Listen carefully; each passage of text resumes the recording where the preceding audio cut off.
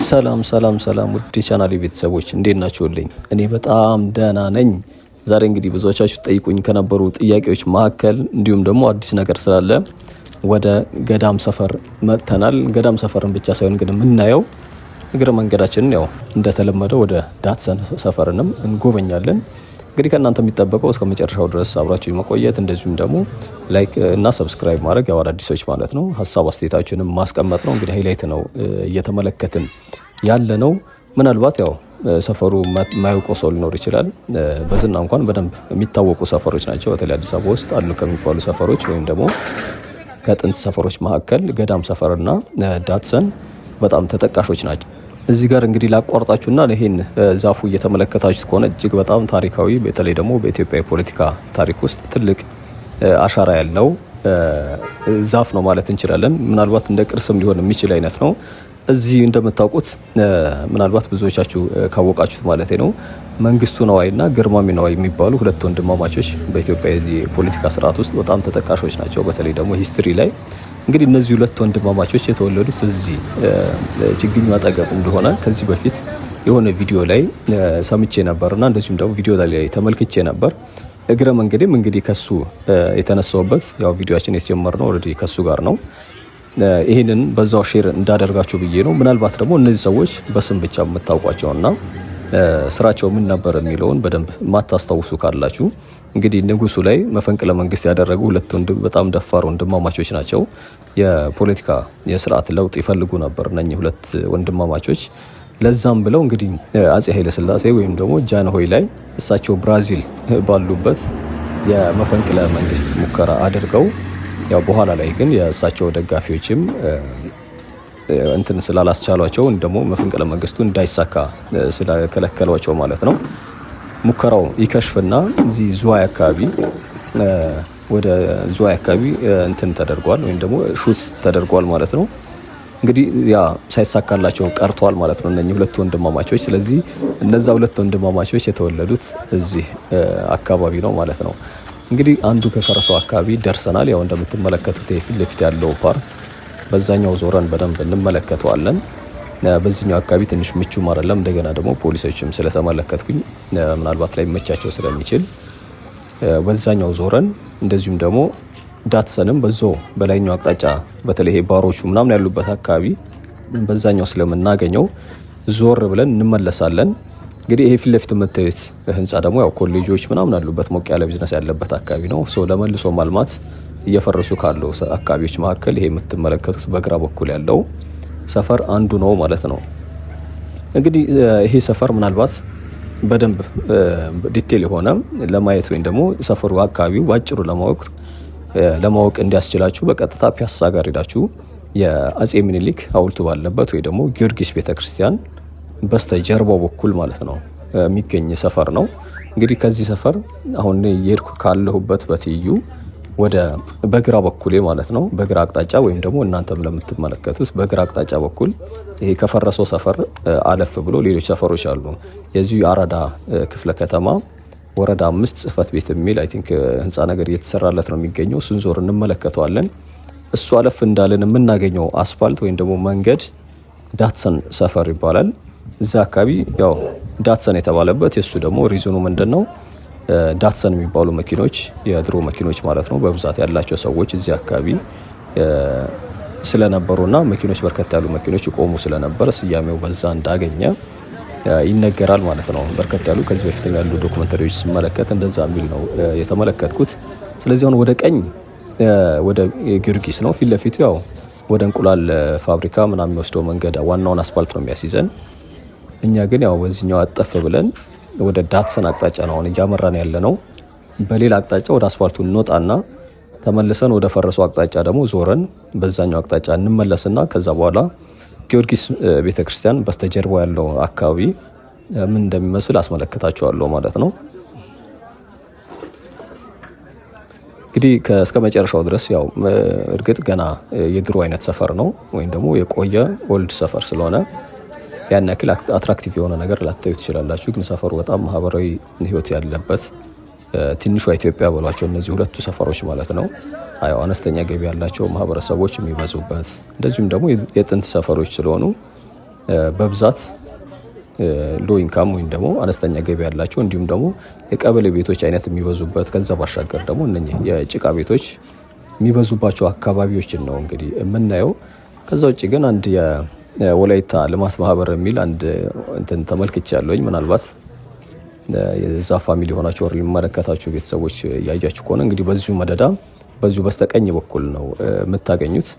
ከዛ ውጭ ግን እንግዲህ የሚገነቡ ደግሞ አይነት ፕሮጀክቶችን እያየሁኝ ነበረ።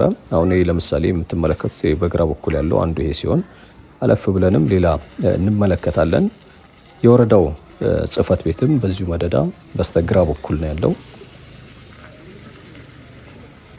ከዛ ባሻገር ደግሞ እንግዲህ ዳትሰን ሰፈርን ካነሳን በተለይ ትልቅ አርቲስት በተለይ ደግሞ ለኢትዮጵያ ይሄ የሙዚቃ ኢንዱስትሪ እጅግ በጣም ትልቅ አስተዋጽኦ ያበረከተ ምናልባት ሁላችሁም ልታውቁት የምትችሉት ቴዎድሮስ ታደሰ እንግዲህ የዚህ የዳትሰን ሰፈር ልጅ ነው። አሁን ወደዛ እያመራን ያለ ነው። በነገራችን ላይ በርካታ ባሮች በተለይ ምሽት አካባቢ ነው ያ ሰፈር ልክ እንደ ከዚህ በፊት ኮሪደር ላይ ስንመለከተው እንደነበረው ቺቺኒያ ማለት ነው። የአሁኑ ቺቺኒያ ሳይሆን ኦልዱ ቺቺኒያ እንደሚታወቀው ቀን ላይ ጨለም ያለ፣ ምሽት ላይ ደግሞ በዲም ላይቶች ያብረቀረቀ ኦልሞስት ከሌላው ከተለመደው አይነት ቫይብ ወጣ ያለ ነው የነበረው።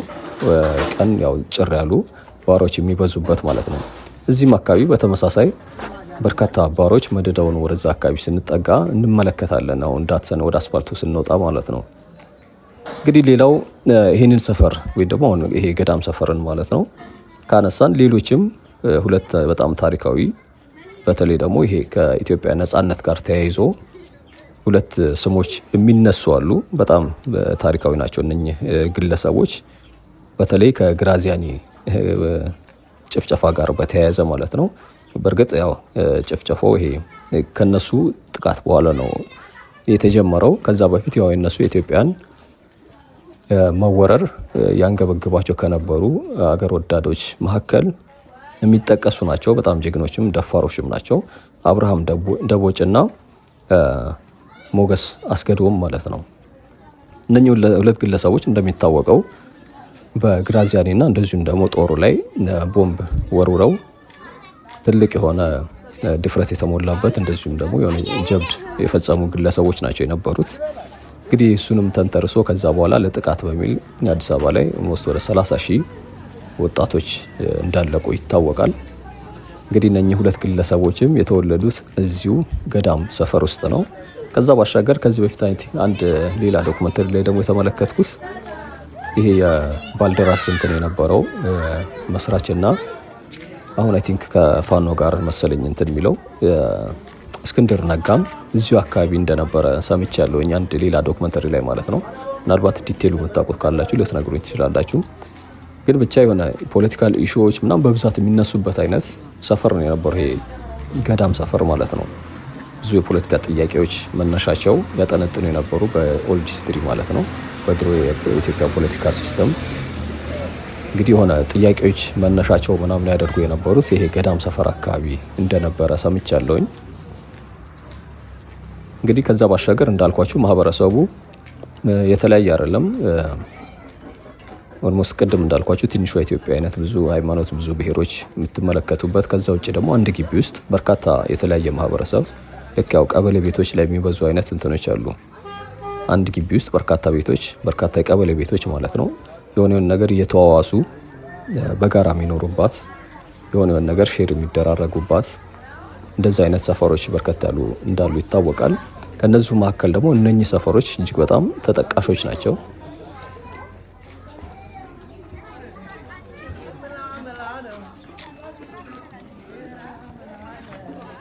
በነገራችን ላይ እነዛ ሁለቱ የነ አብርሃም ደቦጭና እንደዚሁም ደግሞ ሞገስ አስገዶም ማለት ነው ቦምብ እየሰራ ይሰጣቸው የነበረው ግለሰብ አይ ቲንክ ቀደም ተሳስቻለሁኝ ሶሪ በጣም ቦምብ ይሰጣቸው የነበረው ግለሰብ መክበብ የሚባል ግለሰብ እዚህ ሰፈር እሱ እያመጣ ይሰጣቸው እንደነበር ነው። ያ መክበብ የሚባለው ግለሰብ ነው እዚህ አካባቢ የነበረው። እነዛ ሁለቱ ጀግኖች ያ ማለት እና ሞገስ አስገዶም እና አብርሃም ደቦጭ ውልደታቸው እዚህ ባይሆንም ግን የዚህ ሰፈር ሰዎች እንደነበሩ መክብብ የሚባለው ሰው ደግሞ ይኖር የነበረው እዚህ እንደነበረ እሱም ደግሞ ለነኚህ ልጆች ወይም ደግሞ ለነኚህ ያው በዛ ሰዓት ወጣቶች ነው የሚሆኑት ኦብቪየስሊ ይመስለኛል። እድሜያቸው ስንት እንደነበር አላውቅም። እርግጥ ግን እንደዚህ አይነት ብዙ ጊዜ ሪስክ የሚወስደው ብዙ ጊዜ ደፋሮች ወይም ደግሞ ወጣቶች ያን ያክል እንትን ያላሉ ሰዎች ነው የሚሆኑት። ለነዛ ሰዎች ያቀርብ የነበረው መክብብ እዚሁ አካባቢ የተወለደ እዚሁ ያደገ እንደሆነ ሰምቻለሁኝ። ልክ እንደ ቴዎድሮስ ታደሰ ዳትሰን አካባቢ ተወልዶ እንዳደገ ሁሉ ማለት ነው። እንግዲህ ያው ዙሪያ አይ ቲንክ ወሬ ያበዛሁባችሁ መሰለኝ። በግራም በቀኝም የአካባቢው ያለው እንደምትመለከቱት መኖሪያ ቤት ትንንሽ አነስተኛ ገቢ ያላቸው አካባቢዎች እንደምትመለከቱት አይነት በሸራ የተወጠሩ ቡና ምናምን የሚያቀርቡ ከሰል የሚሸጡ እንደዚሁም ደግሞ አነስ ያለ ሰፈር ነው። ግን ጥቅጥቅ ያለ በጣም ይሄ ዴንስሊ ፖፑሌትድ እንደሚባለው አይነት አንድ ግቢ ውስጥ በርካታ ሰዎች ያሉበት። ከዚህ መንገዱ ውጪ እንግዲህ ወደ አሁን በግራም በቀኝ ልታጠፍ ብትሉ በጣም ትንንሽ ጠበብ ያሉን እያየሁኝ ነበረ። ስመለስም መንገዶቹ ጠበብ ያሉ ናቸው። ከዛ ቤቶቹ ደግሞ ጥቅጥቅ ያሉ አይነት በርካታ ቤቶች ያሉበት ሰፈርና ነው። እንግዲህ መሀል ፒያሳ ኦልሬዲ ከማዘጋጃ ቤት አጠገብ ወይ ደግሞ ከአድዋ 00 አጠገብ ያለ ሰፈር ነው።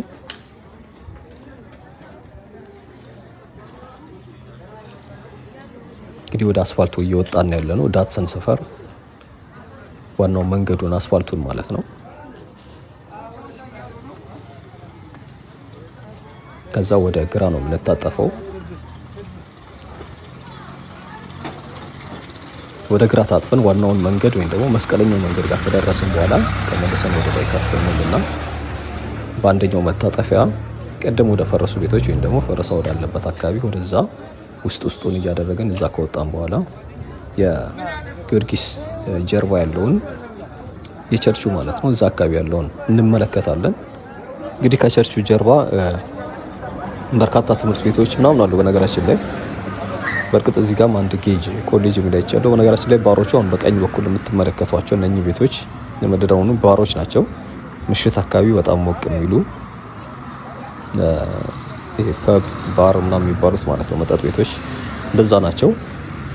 የጊዮርጊስም ቤተክርስቲያን በስተጀርባው ጉሊት የሚሰሩ በርካታ ትምህርት ቤቶችም አሉ። በነገራችን ላይ ምግብ የሚሸጡ ህንፃዎች እንዳሉ ይታወቃል። ተለቅ ያሉ ህንፃዎች እነሱ ግራውንድ አካባቢ በርከት ያሉ አገልግሎት የሚሰጥባቸው ተቋማቶች አሉ። ከዛ ባሻገር የዛው የቸርቹ ሰንበቴ ቤትም ተመልክቻለሁኝ። ስለዚህ አሁን ቀጥታ ወደ ታችኛው መስቀለኛው መንገድ ድረስ እንወርዳለን። አይ ቲንክ እዛ ጋር ቸርች አለ። ዮሐንስ መሰለኝ፣ እርግጠኛ አይደለሁም። ምናልባት እዚህ ያላችሁ ኮንፈርም ልታደርጉ ትችላላችሁ።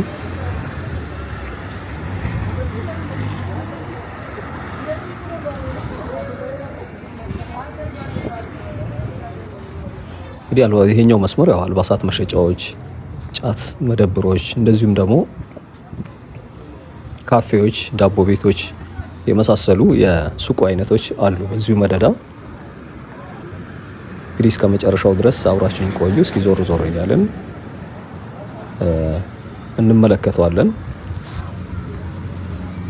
ቅድም ኮሌጅ ነው ካልኳችሁ ህንፃ ጀምሮ በቀጥታ እስከ ሚኒሊክ አጼ ሚኒሊክ ሐውልት ድረስ ቪዲዮ ወጥና ቀን አንድ ነው። ስለዚህ ምንም ምናልባት ለመለየት አካባቢ በደንብ ለማየት እንዲያስችላችሁ ማለት ነው። ስለዚህ ምን ያክል ከፒያሳ ጊዮርጊስ ቤተክርስቲያን ወይ ደግሞ ከአጼ ሚኒሊክ ሐውልት ከፈረሰኛው ማለት ነው ምን ያክል ርቀት አለው የሚለውን ለመለየት ይህን ቪዲዮ እስከ መጨረሻው ድረስ ብታዩት ደግሞ ይበልጥ እንትን ልትሉት ኢዚሊ መረዳት የሚያስችል ነው። እንግዲህ እስከ መጨረሻው ድረስ አብራችሁ ሆኑ። ሰብስክራይብ ያላደረጋችሁ ሰብስክራይብ እንድታደርጉ፣ ሀሳብ አስተያየት መስጠት እንዳይረሳ።